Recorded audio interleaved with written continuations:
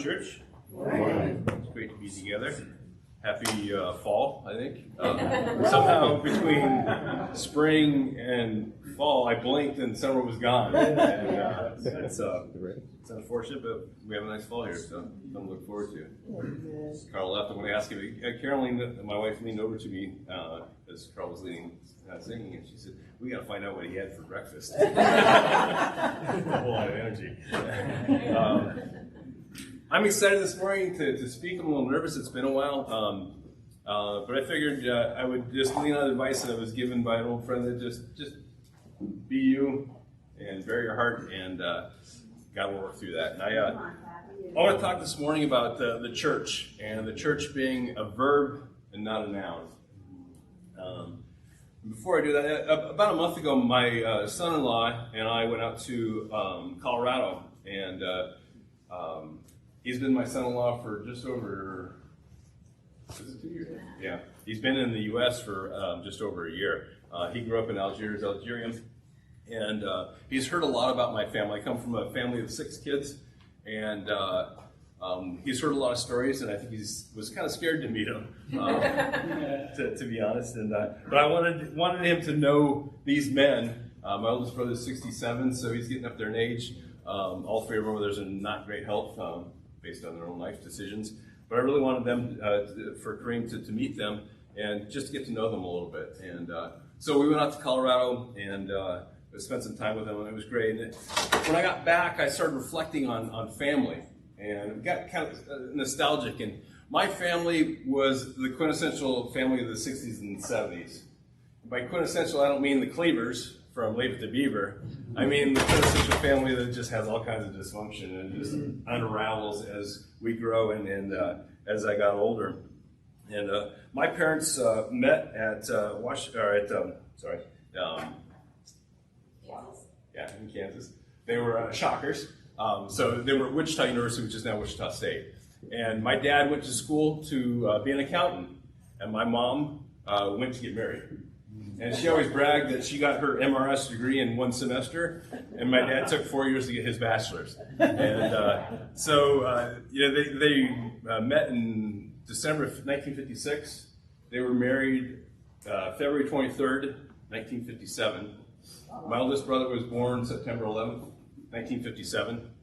So that's 6.5 months later. And my mom, to the day that my grandmother died, my mom was convinced that she convinced her mother that she was premature, and that her 9-pound baby, born at 6.5 months, was a premature baby.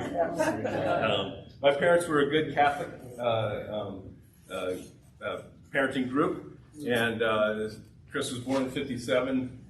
My brother Eric was born just over a year later, or a year and a half later, a year and 4 months, 1959. My sister Lori was born in 1960.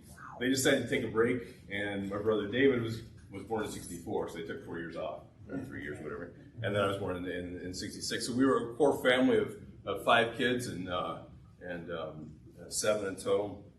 And again, it was quintessential. They were, my dad was a hard worker. My mom was volunteering for everything. They were highly active. My dad was a scoutmaster. My mother was a den mother.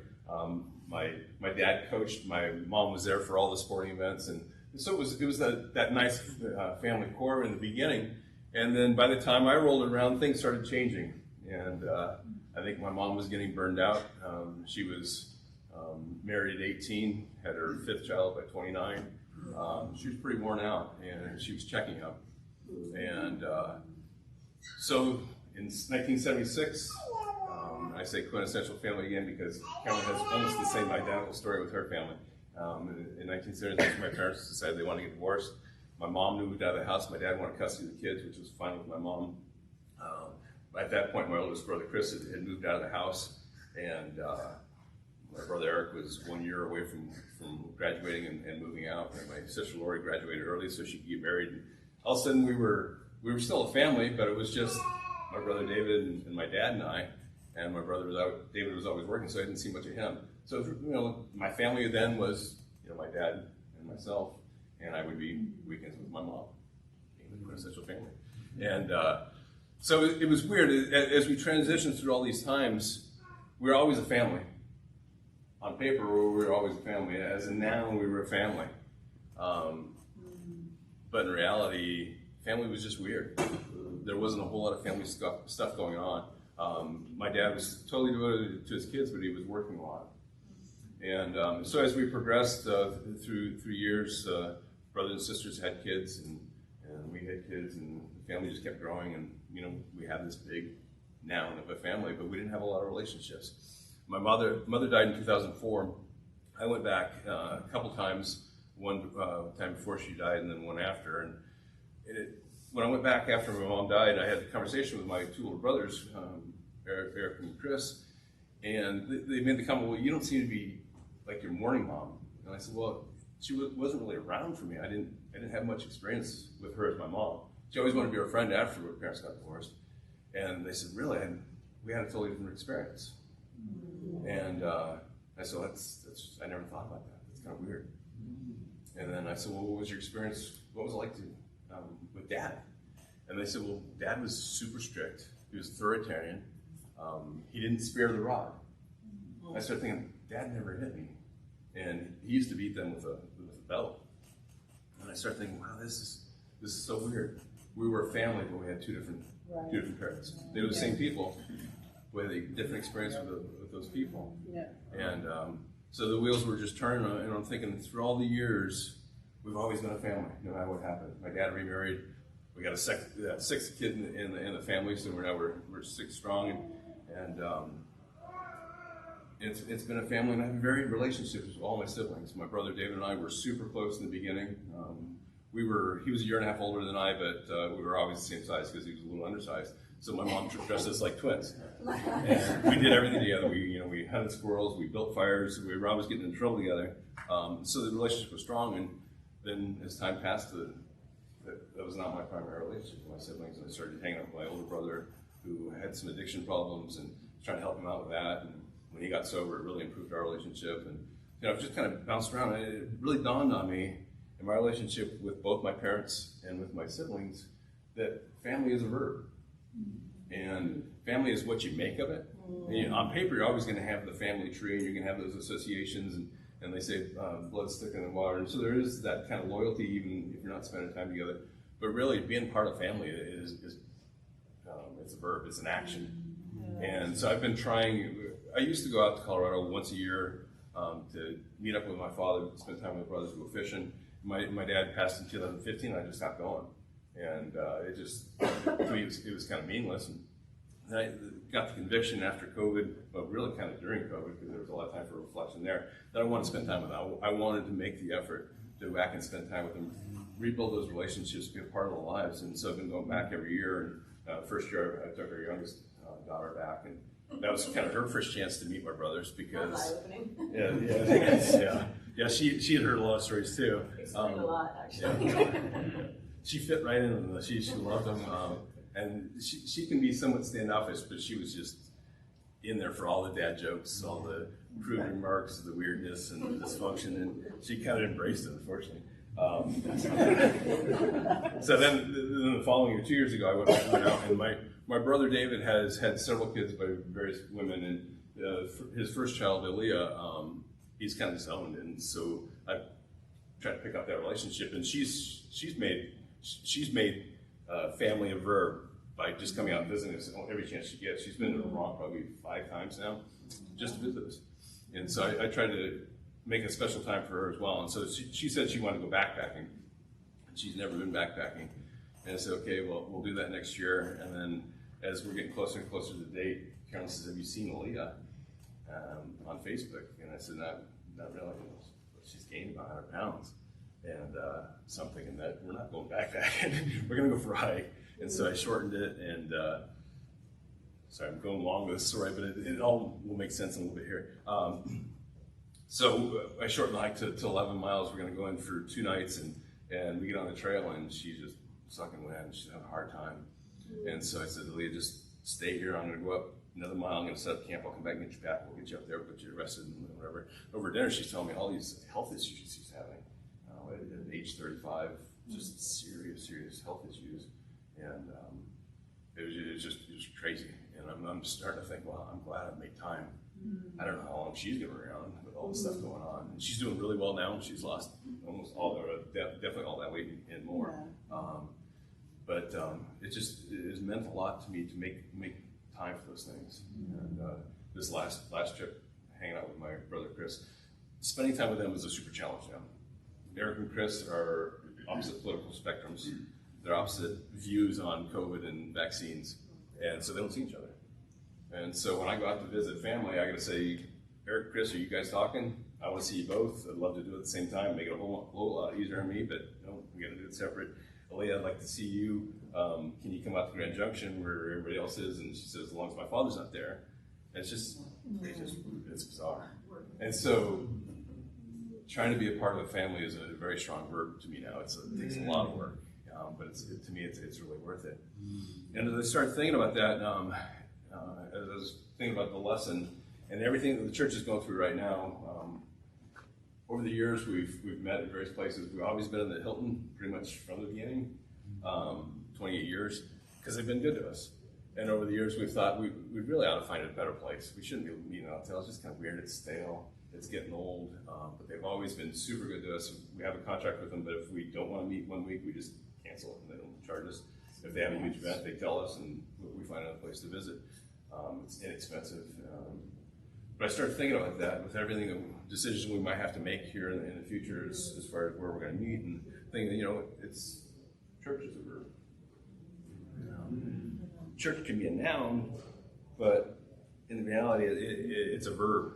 And I know what you guys are thinking. The definition of a noun is person, place, or thing. So the church is a person, obviously, and I've got a scripture for it. Church is a person in Hebrews 2 and verse 17. For this reason he had to be made like them, fully human in every way, in order that he might become merciful and faithful high priest in service to God, and he might make atonement for the sins of the people. So obviously the church is a person. It's Jesus, because God created the church for him and him for the church, and he's the head of it. And obviously the church is a place. We're at 60 Battery Street at the Hilton in Burlington, and we've met in other places, but we're a place. And we're also a thing. We are a Vermont corporation in good standing, right, Peter? I haven't checked it in a while, but I think we're in good standing. We have a board of directors. We are an organization. We are a thing. So I can argue now that church is a noun and a thing, but more importantly, it's a noun and a verb, but more importantly, the noun doesn't matter. And I don't mean that Jesus doesn't matter, but I think we've all had some experience with church, and the typical church in the United States doesn't really put Jesus in the forefront. They may have his name on the door or the name in the name of the church, but a lot of churches, at least the ones I grew up in, it was more of a devotion to a program or an agenda.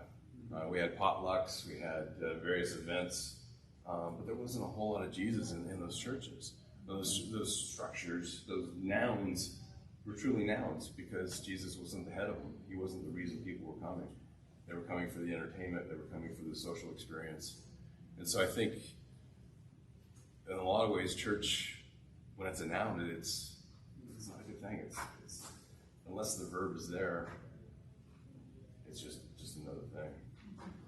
And I think we can fall into the same thing. I think we can focus too much on events. We can focus too much on doing stuff or having a good song ministry, which is an important thing, but that shouldn't be the reason why we're here. Yeah.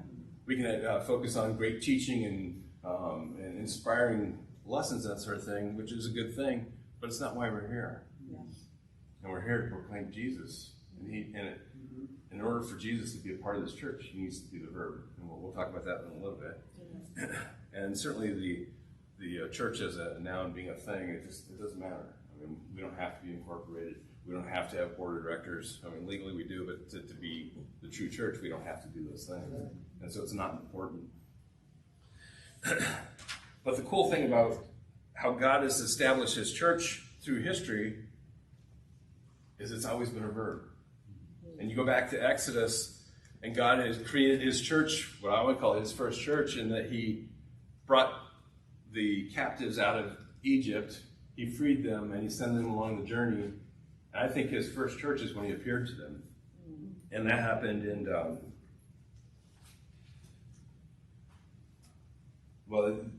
the idea, the concept was first introduced in Exodus 25 in verse 8 and 9.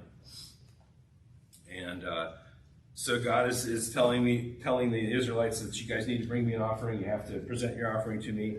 And then he tells them once the offering is ready, then in verse 8 you have them make a sanctuary. He's talking to Moses, a sanctuary for me, and I will dwell among them. Make this tabernacle and all its furnishings exactly like the pattern I will show you. And he gives them the whole instruction on that, on what this tabernacle is supposed to be. And I don't know if you guys know, tabernacle is basically it's a temporary dwelling. And so God wants to make his appearance to them, and he wants to appear in a cloud and in fire. And that, I was just thinking that is so cool. I wish we could have a cloud and a fire. It was cloud by day, fire by night. And I think if we had that, we'd be meeting at night all the time. It's way cooler. But God, Brian would be. What's that? Brian. Yeah, definitely. Yep. And so, God has established his church as a place, but it's not a place, it's his presence. Yeah. And he gives special order to what the tabernacle is supposed to be like. But it's a temporary thing. And I think he did that because he doesn't want us getting caught up on the now. He wants to see the verb of him being present, him being encouraging, him being reassuring to these people who are wandering and trying to know where their place is. They used to be captive. They couldn't take a vacation. They couldn't have a day off. Their time was not their own. All of a sudden they have this freedom.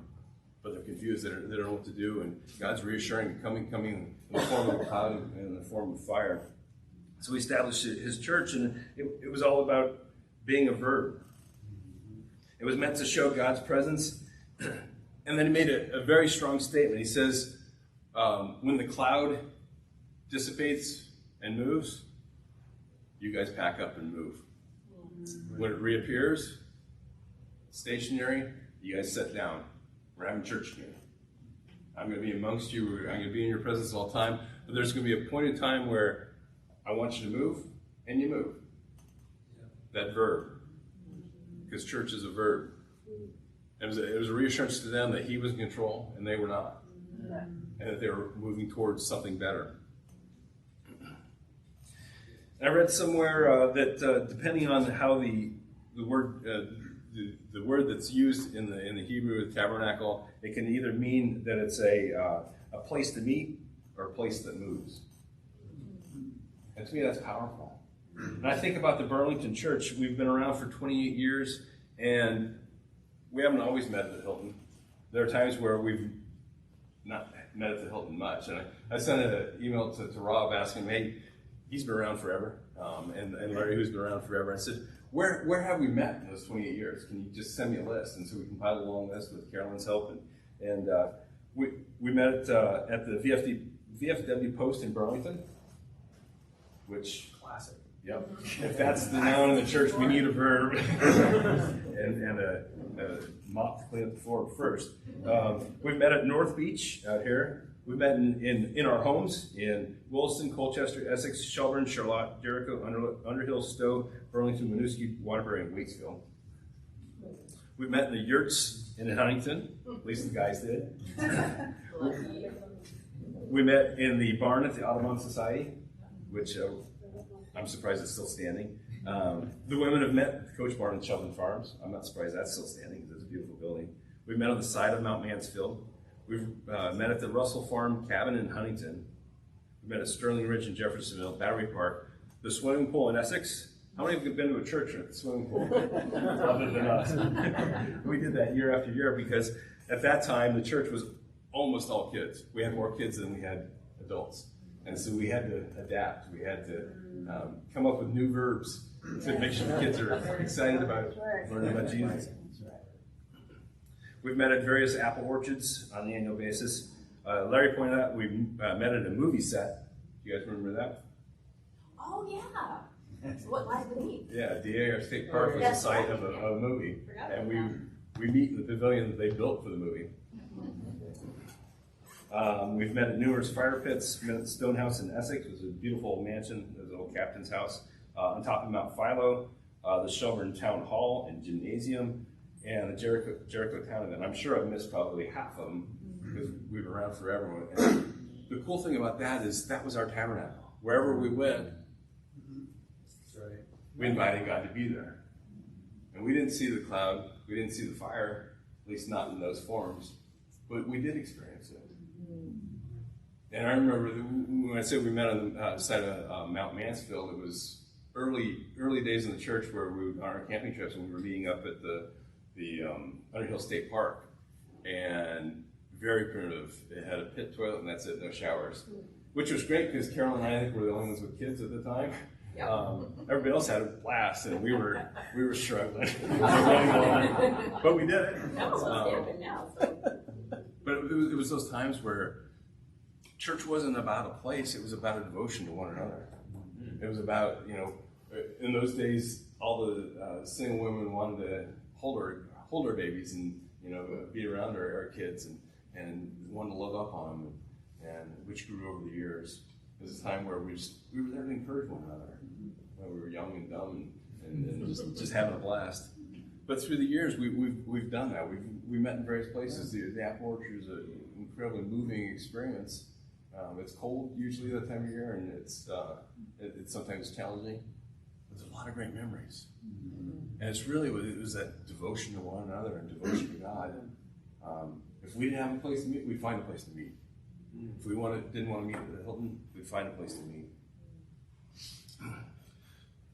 So in all of that, the Burlington Church was a noun, but it was also a verb. It was a verb to one another. It was a verb to those in our community who would come and visit, who would bring out. And I think too many times as we have our church, we worry about people who invite, when we invite them to the church, we worry about the experience they're going to have. What we worry about is, the singing going to be too much energy, not enough energy. Should we have refreshments? Are we going to be dynamic enough? What are they going to think? And the reality is, all we're doing is we're meeting in the presence of God. If that's not enough, and if we can't rely on that, what can we rely on? So it's convicting as we think about this. What is our church about? And I was thinking I was coming up with a unique concept of church being a verb and not a noun, but I Googled it, and there's like 40 other sermons out there about that. So I'm going to steal from Reverend Carolyn Moore from the Asbury Theological Seminary, and I've adapted her. She came up, she had her sermon, which was much different than mine, but then she had her questions about, are you a noun or a verb? And I stole some, I've adapted some of them, but I stole them. She asked, church is a noun. I say when church is a noun, it says I go to church. Church is a verb, says I am the church. Are you a noun or are you a verb? Church is a noun, says someone somewhere is supposed to provide the programs and I'm supposed to come to them. Church is a verb, says I'm a functioning part of the body together with a whole lot of others and a partner in shaping my own spiritual growth. Are you a noun or a verb? I love that one because the Church of Christ tries to pride itself on them. We don't have staff because they're doing the work for us. They're there to help us. But it's still, we need to be convicted of that. Yeah. How many times have we come to church expecting a presentation? How many times have we come to church and said, I want somebody to encourage me. I want somebody to teach me. I want somebody to enlighten me, inspire me. And if that's the attitude, then church is a noun. Church is a noun, says the church owes me something. Church is a verb, says if anyone owes me anything, I owe Jesus. If anybody owes anything, I owe Jesus. Not to earn my salvation, but because of what he's done for me.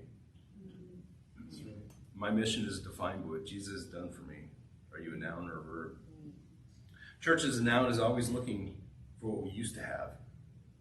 there's this nostalgic part of me getting a knife in the heart thinking, yeah, that's me. Church as a verb is looking for what's ahead with excitement and with a trust that God's in control. Church as a noun says, you come here and we'll show you Jesus. Church as a verb says, we'll come to you and be Jesus. Amen. Are you a noun or a verb? Church as a noun says, let's go to church. Church as a verb says, let's just go. That's the whole tabernacle thing. That's the whole Burlington church will go anywhere and be anywhere because God is there. Church as a verb says, when God moves, we move. Whatever the cost, whatever the commitment, because there's only in following the Spirit and moving with the Spirit and embracing change that we find our pleasure, passion, and purpose, and so bring pleasure to God. Church is a call to action, and that's what Jesus taught. And I love that.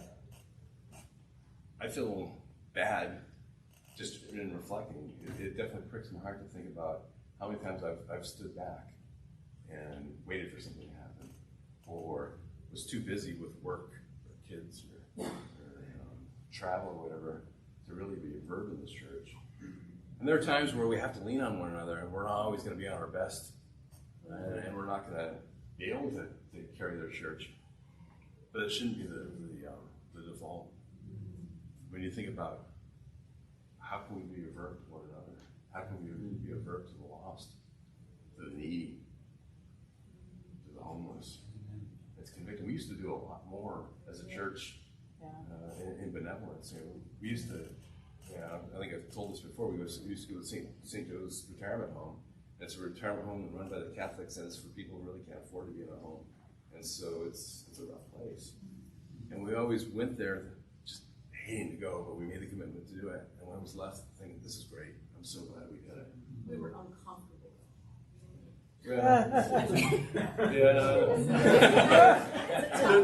There were days that I hated it. It was not the thing that I wanted to do. But it was so wild because there was one woman that I befriended there, and every time I would go, I'd sit down with her, and she would tell me the same story she told me last week because she didn't remember, and I had to just go along with it, and it was just salt of the earth. It was a cleansing and inspiring time to go. It just wasn't easy to go. And food kitchens and cleanup activity centers and that sort of thing. We need to get back and do that. We need to be a verb as a church, and not just hope stand back and hope people come. We have to inspire them. Be Jesus to them. I had lunch with Rob this week, and it was a great time. And after leaving there, I was thinking, this is crazy. I can't even remember the last time I had lunch with Rob. And it pointed out to me that Rob is my buddy as a noun. And, Rob shouldn't be a noun to me. And, I look forward to the next time, and let's make it sooner. And I think we need to do more of that, just being part of our lives. And I listened a little bit of what Douglas Jaffe spoke about, and he made a point. I didn't get all the way through it, but he made a point that there's church and then parachurch, and churches where we meet, or maybe the backwards. Basically, one is more important than the other. Church is the organization that has to happen, but the parachurch is the function. Do I have that right there? So anyway, he was saying this is so more important. It's so much more important that we're part of each other's lives. Right. Way more important than just attending church or being there on Sunday. We need to have those times during the week, or those times, picking up the phone, which I'm super guilty of. I'm grade A introvert, hate to talk on the phone, and I can only have so much interaction with people. They're frightened up. But I think I want to leave you guys with the challenge that I felt in preparing the sermon, that just be conscious of how God's whispering in your ear and how you need to be active. Focus on the verb and not the noun. And I want to leave you with a directive from Jesus. Seems like a good thing to do for a communion message. And Jesus was preparing for his time of death, preparing to go to the cross and knowing what was going to happen. And he didn't give instruction on, okay, you guys need to meet in the temple courts when I'm gone. Make sure you spend some time in Jerusalem. This is the time to meet. This is who you meet with. He didn't say that. He left them with one directive, which was verb-based in John 13. In verse 34, he says, "A new command I give you. Love one another as I have loved you. So you must love one another. By this, everyone will know that you're my disciples if you love one another." It's very simple. Yeah. And we have to come up with the verbs that show our love for one another and find the ways to make that effort to love one another, not only in this room, but outside, our families, and those who are in need. Burlington is a very needy city, and it's getting more and more needy. And we need to figure out ways to fulfill that. So as we examine ourselves as a part of our sacramental communion, I want to encourage everybody just to reflect on what Jesus has done for us and how he's made it available for us to do. Just pass that on, pay it forward. It's a full commitment, not to a church, but to him. Let's pray. God, we are incredibly blessed by the fact that you've called us, that you want us to be with you. And God, we're humbled by your presence this morning. I wish I could see a cloud. I wish I could see a fire. But I know it's enough just to know that you're with us, that you've given us your Spirit, and your Spirit lives within us. And God, I pray that you use your Spirit to spur us on to good deeds and to help us just be conscious of the needs around us. Help us understand how you love each one of us and how we can love one another in different ways and in ways that are verbs and not nouns. God, I'm thankful for Jesus' sacrifice, the fact that he didn't want to go. It's not an overstatement to say that he hated the cross as he was going to it, but he loved it when he had victory over it. God, I just pray that we can remember that, we can understand that, and we can have that same heart that we have momentary troubles here. You've got so much planned for us when we finally get to be with you. Help us to relish those thoughts and prepare for that to happen. And just grateful for everything you've blessed us with. Really